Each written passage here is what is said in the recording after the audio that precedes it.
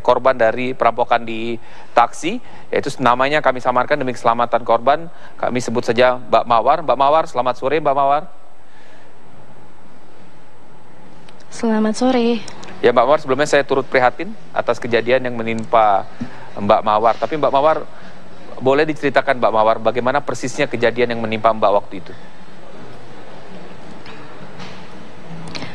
Kejadiannya itu tanggal 28 November.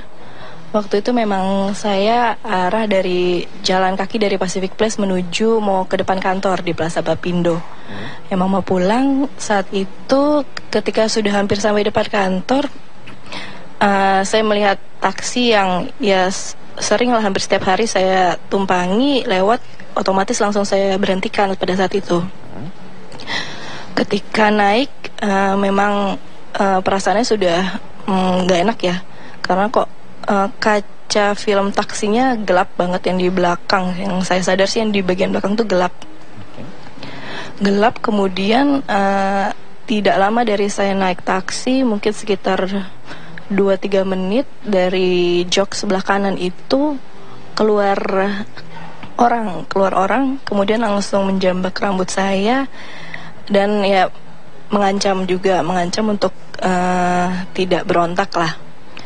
Setelah itu langsung diminta dompet, handphone, uang. Langsung saya kasih pada saat itu. Kemudian dia menjemput satu rekannya lagi. Dari situ setelah muter-muter dan dia mengorek-ngorek isi tas, mereka sepertinya berniat untuk ke ATM, menanyakan PIN juga. Kemudian karena saya lihat berputarnya emang daerah Senopati dan sekitarnya situ, saya bilang di Senopati ada ATM-nya gitu.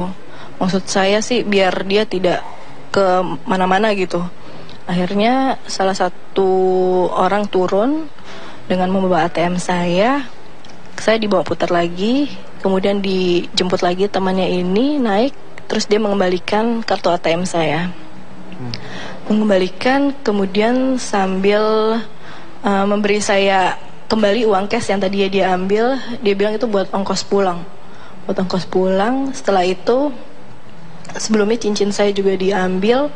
Ketika mencari tempat untuk menurunkan saya, akhirnya dia mengembalikan cincinnya tadi. Dia bertanya itu cincin apa. Saya bilang itu cincin kawin. Dia bilang, si supirnya bilang ya sudah kembalikan aja tuh. Akhirnya saya diturunkan di sekitar daerah Gunawarman.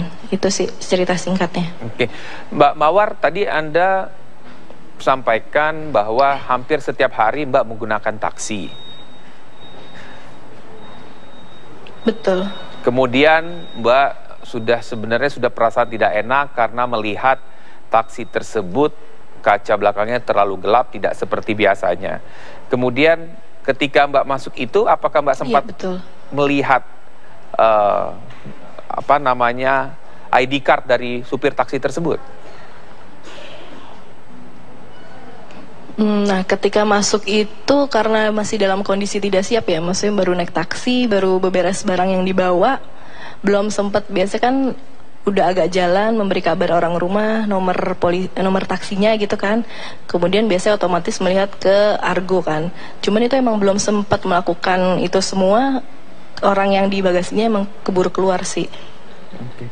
Itu ketika masuk itu kemudian tidak sempat, itu waktunya jeda berapa lama tuh ketika tiba-tiba orang keluar dari bagasi kemudian menyergap Mbak Mawar?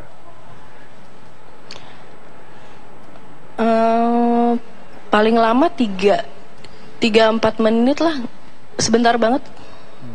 Mereka ada menggunakan senjata tajam atau pistol atau alat untuk mengancam Mbak tadi?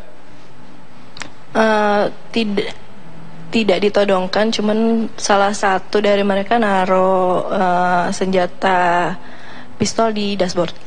Pistol? Iya. Oh, Anda yakin itu senjata api betulan atau mainan? Anda bisa lihat dengan jelas?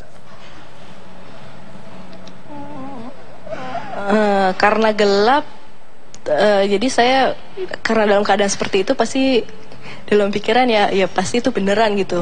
Cuman nggak tahu beneran atau tidaknya. Ya, Mbak, kemudian setelah kejadian itu mereka meminta harta benda Mbak, kemudian menguras ATM.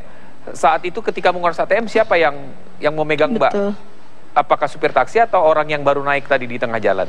Atau yang dari bagasi? Yang naik di tengah jalan. Jadi mereka bertukar tempat. Yang tadinya keluar dari bagasi pindah ke depan, yang baru naik tadi akhirnya pindah ke belakang. Jadi yang mengambil ATM itu adalah orang yang keluar dari bagasi. Anda sempat disakiti Mbak? Gimana? Anda sempat mengalami tindakan kekerasan ketika diancam itu? Selain tadi dijambak? Cuman dijambak aja sih, dipegangin rambutnya selama perjalanan. Oke. Kemudian apakah mereka juga akan memberikan ancaman akan membunuh seperti itu? Kalau ancaman membunuh, langsung bilang membunuh tidak. Cuman mereka bilang kalau mau selamat, nurut aja. Kalau nggak mau sakit badan, nurut aja. Seperti itu sih bahasanya. Oke. Dari 3 orang itu Mbak ya, yang ada di dalam taksi, mana yang lebih dominan Mbak, yang mengatur keseluruhan dari aksi perampokan itu? Ya, siapa yang lead? Siapa yang memimpin? Kalau Mbak tahu dari percakapan di dalam mobil.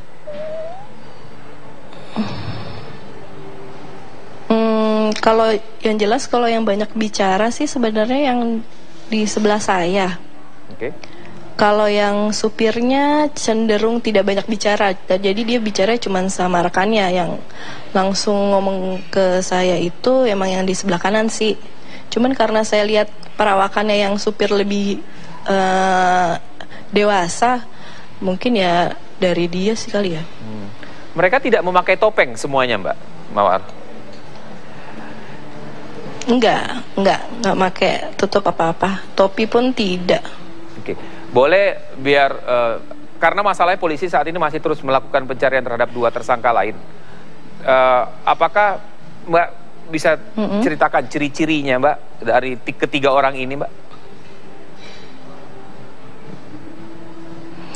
Kalau ciri-cirinya, kalau untuk yang supir taksinya itu memang mungkin umurnya di atas 40 ya, lebih tua. Kalau 2 yang lainnya saya rasa masih cukup muda, mungkin di atas 25 sih, kurus, kemudian kulit sawo matang. Sempat bertatap muka dengan sang supir? Supir enggak. Supir tidak ya? Jadi hanya yang masuk di tengah jalan dan yang keluar dari bagasi? Betul.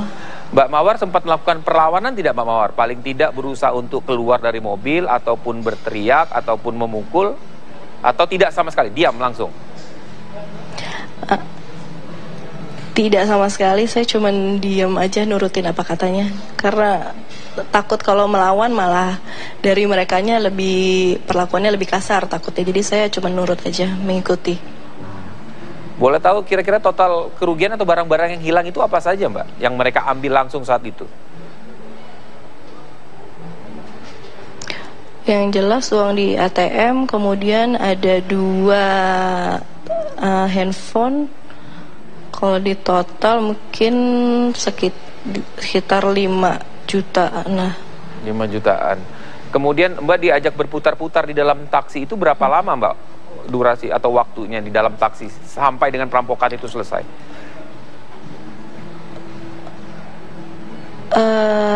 Setengah jam lebih.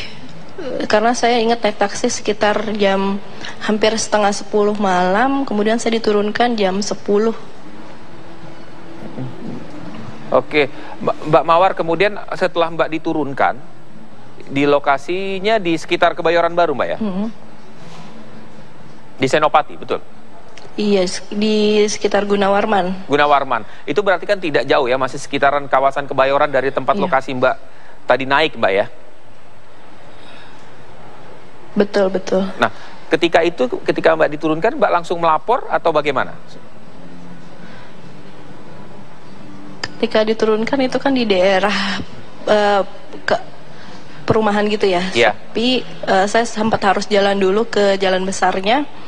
Dari situ saya langsung nyetop taksi lagi, nyetop Bluebird. untuk pulang. Waktu itu nggak berpikir untuk langsung melapor, tapi cuma untuk biar cepat sampai rumah aja sih. Keesokan harinya baru melapor. Oke. Baik, apa yang terakhir Mbak Mawar ingin sampaikan atau sharing kepada para penumpang taksi di seluruh Indonesia, khususnya di Jakarta, untuk pengguna taksi yang seperti Anda rutinitasnya menggunakan taksi? Ada yang ingin Anda sampaikan?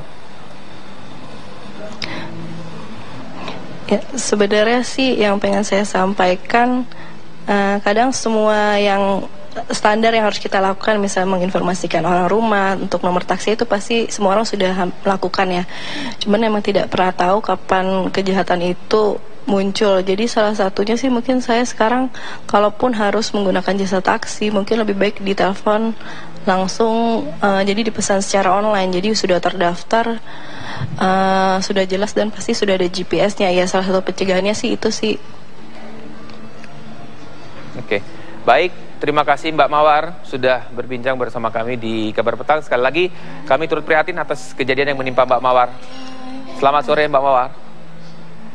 Ya, terima kasih. Selamat sore. Itu tadi perbincangan kami dengan salah satu korban dari perampokan taksi di Jakarta.